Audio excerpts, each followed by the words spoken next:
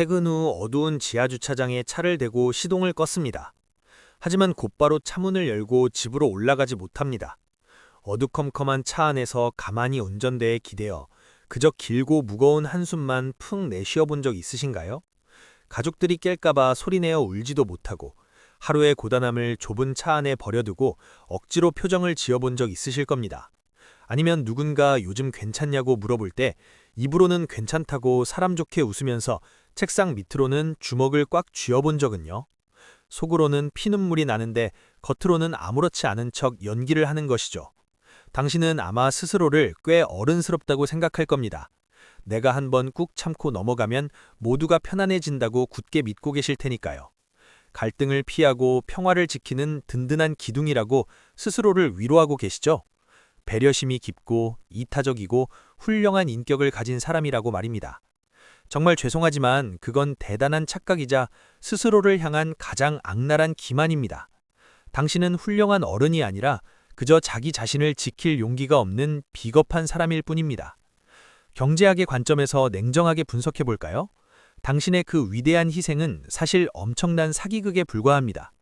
당신이 하고 싶은 진짜 속마음을 꿀꺽 삼킬 때마다 당신은 감정이라는 이름의 신용카드를 마구 긁어대고 있는 것입니다. 지금 당장 눈앞에 닥친 불편한 갈등을 피하기 위해 내일의 건강과 영혼을 담보로 잡히고 비싼 이자의 대출을 받고 있는 겁니다. 신용카드 돌려막기가 왜 무서운지 아십니까? 당장 오늘은 지갑에 돈이 있는 것처럼 느껴지지만 언젠가 반드시 상상도 못할 복리의 이자와 함께 모든 것을 빼앗아가기 때문입니다. 감정의 빚도 이와 완벽하게 똑같이 작동합니다. 오늘 제가 여러분이 스스로에게 발행한 그 가짜 영수증을 모조리 찢어버리겠습니다. 그냥 참고 넘어가는 비겁한 행위가 당신의 뇌와 몸을 어떻게 썩어 문드러지게 만드는지 그 소름 돋는 진실들을 낱낱이 파헤쳐 드릴 겁니다. 특히 두 번째 진실을 듣고 나면 최근에 당신이 왜 그렇게 이유 없이 머리가 깨질 듯이 아팠는지, 왜 자꾸 머리카락이 한 움큼씩 빠지고 밤마다 불면증에 시달렸는지 정확히 알게 되실 겁니다. 수백만 원을 들여 병원에서 검사를 받아도 의사 선생님조차 찾아내지 못한 그 병의 진짜 원인이 무엇인지 궁금하지 않으신가요? 올해로 65이 되신 한 어머니의 이야기부터 시작해 보겠습니다. 이 어머니는 결혼 생활만 꼬박 40해를 채우셨습니다. 그 긴 세월 동안 남편이 밖에서 기분 나쁜 일로 화를 내며 들어와 문을 쾅쾅 닫아도 어머니는 늘 입을 굳게 다물었습니다. 명절마다 시댁 식구들이 가슴에 비수를 꽂는 말을 툭툭 내뱉어도 그저 속으로 삭히며 부엌에서 묵묵히 설거지만 하셨죠. 다 큰 자식들이 제 살기 바쁘다고 서운한 말을 내뱉을 때도 어머니는 아무런 대꾸를 하지 않았습니다. 내가 한마디 거들면 큰 싸움이 될 텐데 그냥 나 하나 조용히 넘어가면 집안이 조용하다는 게 유일한 이유였습니다. 그렇게 40년 동안 자신의 감정을 꾹꾹 눌러 담으며 보이지 않는 감정의 빚을 쌓아오셨습니다. 그런데 최근 어머니에게 아주 이상하고 소름 끼치는 증상이 나타나기 시작했습니다. 동네 마트에서 저녁거리를 고르려고 채소를 집어들다가 갑자기 주저앉아 눈물이 왈칵 쏟아진 겁니다. 주말에 거실에 홀로 앉아 텔레비전에서 흔해 빠진 코미디 프로그램을 보는데도 갑자기 가슴이 턱 막히면서 미친 사람처럼 오열을 하셨습니다. 당장 슬픈 일이 있는 것도 아니고 누가 괴롭힌 것도 아닌데 도대체 왜 이러는 걸까요? 심리학에서는 이런 끔찍한 현상을 자기 심묵이라고 부릅니다. 관계를 지키기 위해 자신의 진짜 목소리와 욕구를 의도적으로 완전히 지워버리는 치명적인 심리적 질병입니다. 이 현상을 우리 삶에 아주 익숙한 물건에 빗대어 경제학적으로 설명해 드리겠습니다. 당신의 마음을 아주 커다란 양문형 냉장고라고 상상해 보십시오. 당신이 화가 나고 억울하고 비참한 감정을 느꼈을 때 아무 말도 하지 않고 꾹 참는 행위는 냉장고의 전원 플러그를 확 뽑아버리는 것과 같습니다. 그런데 플러그를 뽑은 상태로 냉장고 문을 아주 꽝 닫아버리고 자물쇠까지 채운 겁니다. 겉에서 보면 그 냉장고는 아주 깨끗하고 조용하고 평화로워 보입니다. 하지만 전기가 끊긴 그 두꺼운 문 너머 어두운 그 안에서는 도대체 무슨 일이 벌어지고 있을까요? 당신이 집어넣은 싱싱했던 고기와 채소들은 며칠만 지나도 서서히 썩어갑니다. 시간이 지날수록 형체를 알 수 없이 짓무르고 지독한 악취가 진동하며 마침내 구더기와 곰팡이가 들끓기 시작합니다. 여러분이 착한 사람으로 남기 위해 억지로 삼켜버린 그 억울함과 분노도 완벽하게 똑같습니다. 입 밖으로 꺼내지 않은 감정은 시간의 흐름에 따라 저절로 증발하거나 사라지지 않습니다. 당신의 뇌 한 구석에 차곡차곡 쌓여 지독한 냄새를 풍기며 당신의 뇌세포를 파괴하는 맹독성 물질로 변해버립니다. 40년 동안 이자를 내며 참아온 그 어머니의 그 이유 없는 눈물은 무엇이었을까요? 그것은 바로 40년 만에 비로소 그 썩어버린 냉장고 문이 압력을 이기지 못하고 아주 조금 열리면서 밖으로 흘러나온 악취나는 핏물이었던 겁니다. 참으면 복이 온다는 헛소리는 이제 그만 믿으십시오. 참으면 끔찍한 병이 올 뿐입니다. 그런데 말입니다. 그저 감정이 썩어서 무기력해지고 갑자기 눈물만 좀 나는 거라면 차라리 다행일지도 모릅니다. 여러분의 몸과 뇌는 밀린 빚을 그렇게 호락호락하게 넘겨주는 착한 채권자가 절대 아니거든요. 마음이 굳게 입을 닫아버리고 원금을 갚지 않으면 그 엄청난 복리 이자를 도대체 누가 갚아야 할까요? 이번에는 아주 성공한 중년 남성의 뼈아픈 이야기를 해보겠습니다. 그는 거친 건설 현장을 수십 년간 호령해온 현장의 책임자이자 집안을 굳건히 지키는 든든한 가장이었습니다. 반년 전 그는 갑작스러운 병마로 인해 평생을 함께한 사랑하는 아내를 먼저 떠나보내야 했습니다. 하지만 그는 아내의 장례식장에서 단 한 방울의 눈물도 흘리지 않았습니다. 검은 상복을 입고 찾아오는 조문객들을 덤덤한 표정으로 맞이하며 허리를 굽혔습니다. 구석에서 오열하는 자식들의 어깨를 두드리며 아빠는 괜찮다, 아빠가 다 알아서 할 테니 걱정하지 말라고 타일렀죠. 주변 사람들은 그런 그를 보며 역시 훌륭한 가장이다, 정말 강인하고 대단한 사람이라고 칭찬을 아끼지 않았습니다. 그 남성 스스로도 자신이 슬픔이라는 감정을 아주 완벽하게 통제하고 있다고 굳게 믿었습니다.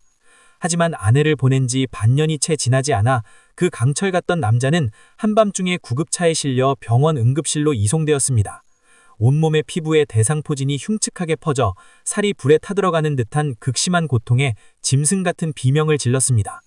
혈압은 뇌출혈을 일으킬 위험 수치를 뚫고 올라갔으며 위장에는 군데군데 피가 맺힌 궤양이 생겨 물 한 모금 넘기지 못했습니다.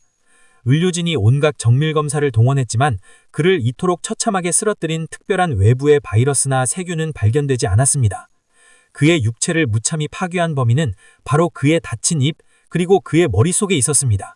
이 소름 돋는 현상을 이해하려면 펄펄 끓는 사막 한가운데 지어진 유리로 된 얼음집을 상상해 보셔야 합니다.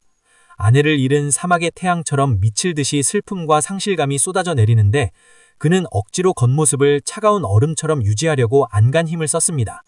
그 얇은 얼음벽이 녹아내리지 않게 하려면 내부에서 어떻게 해야 할까요? 집안에 있는 보이지 않는 냉각장치가 부서지기 직전까지 미친 듯이 돌아가야만 합니다. 우리 뇌에도 이 냉각장치와 똑같은 역할을 하는 기관이 있는데 바로 감정과 공포를 조절하는 뇌 속의 편도체입니다. 그가 쏟아지는 눈물을 꾹 참고 괜찮은 척, 강한 척 할 때마다 이 편도체는 무려 300%의 과부하 상태로 미친 듯이 돌아갑니다. 기계가 한계를 넘어 과부하에 걸리면 시커먼 연기를 뿜으며 불이 나듯이 우리 뇌는 감당할 수 없는 스트레스를 억누르기 위해 코르티솔이라는 맹독성 호르몬을 피 속으로 콸콸 뿜어냅니다. 경제학의 원리로 따지면 이 코르티솔이 바로 감정의 침묵에 대한 살인적인 연체 이자입니다. 처음 하루 이틀은 그 이자가 푼돈처럼 작아 보였겠지만 복리라는 마법의 시간이 붙으면 눈덩이처럼 거대하게 불어나 결국 건강이라는 원금을 통째로 삼켜버리는 것입니다. 당신의 몸은 세상에서 가장 피도 눈물도 없는 아주 냉혹한 회계사입니다. 당신이 억지 웃음과 덤덤한 표정으로 다른 사람들은 완벽하게 속였을지 모릅니다.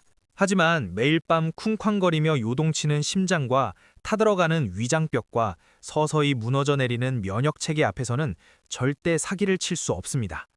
입으로 감정을 토해내어 빚을 갚지 않으면 당신의 몸이 병이라는 가혹한 형태로 파업을 선언하며 대신 비명을 지르게 됩니다. 이것이 바로 당신이 착하고 강인한 사람이라는 가짜 가면을 쓰기 위해 지불해야만 하는 핏빛 청구서의 실체입니다. 자, 여기서 아주 잠깐만 멈추겠습니다. 지금 제 이야기를 들으면서 가슴 한구석이 서늘해지고 심장이 콕콕 찔리는 분들이 분명히 이 화면 앞에 계실 겁니다. 우리가 마지막 세 번째 진실, 즉 당신의 육체를 넘어 존재 자체가 완벽하게 파산해버리는 가장 끔찍한 결말을 마주하기 전에 아주 작은 심리 테스트를 하나 해보겠습니다. 지금 당장 가만히 눈을 감고 가슴에 손을 얹은 채 지난 일주일을 조용히 되돌아보십시오. 정확히 지난 7일 동안 목구멍까지 뜨겁게 차올랐는데 억지로 꿀꺽 삼켜버린 말 한마디가 있으신가요? 가슴이 터질 것처럼 억울하고 화가 났는데 그저 분위기를 망치지 않으려고 상대방의 기분을 맞춰주느라 차마 입 밖으로 뱉어내지 못한 그 처절한 순간이 떠오르시나요? 만약 그런 순간이 단 한 번이라도 있었다면 지금 당장 이 영상 아래에 있는 좋아요 버튼을 누르십시오.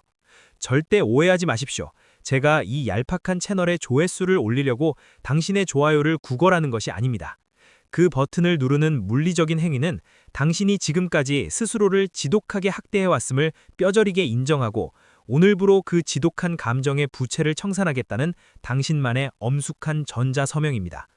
당신이 얼마나 당신 자신에게 잔인하고 가혹했는지 스스로 인정해야만 비로소 변화가 시작될 수 있습니다. 그리고 만약 당신에게 아직 일말의 용기라도 남아있다면 억지로 삼켜야만 했던 그 비참한 말들을 지금 댓글창에 활자로 그대로 적어보십시오. 문맥이 안 맞아도 좋고 맞춤법이 엉망이어도 좋고 누군가를 향한 거칠고 천박한 욕설이어도 아무 상관없습니다. 그렇게 당신의 뇌 속에 갇혀있던 악취나는 감정을 시각적인 글자로 꺼내놓는 그 짧은 순간 쉴 새 없이 돌아가며 당신을 태워버리던 편도체의 전원이 일시적으로 탁 하고 꺼지는 놀라운 의학적 기적을 경험하게 될 것입니다. 제가 직접 여러분이 용기 내어 남긴 그 억눌린 비명들을 하나하나 다 읽고 당신이 스스로의 목에 씌웠던 무거운 족쇄를 끊어내는 그 위대한 해방의 순간에 유일한 증인이 되어드리겠습니다. 자, 서명을 모두 마치셨다면 이제 깊게 심호흡을 하십시오. 이제부터 들려드릴 마지막 세 번째 이야기는 고작 몸에 병이 걸려 아픈 것 따위 하는 감히 비교도 할 수 없을 만큼 뼛속까지 비참하고 잔인한 이야기니까요. 당신이 그 알량한 착한 사람으로 끝까지 남기 위해 치러야 할 인생 최후의 대가에 대해 적나라하게 말씀드리겠습니다. 이제 육체의 질병 따위는 감히 명함도 내밀지 못할 우리 인생에서 벌어질 수 있는 가장 끔찍하고 절대적인 비극에 대해 이야기해 보겠습니다. 올해보 칠순을 맞이한 한 여성의 사연을 들려드리겠습니다. 그녀는 평생을 아주 완벽한 역할극 속에 갇혀 살았습니다.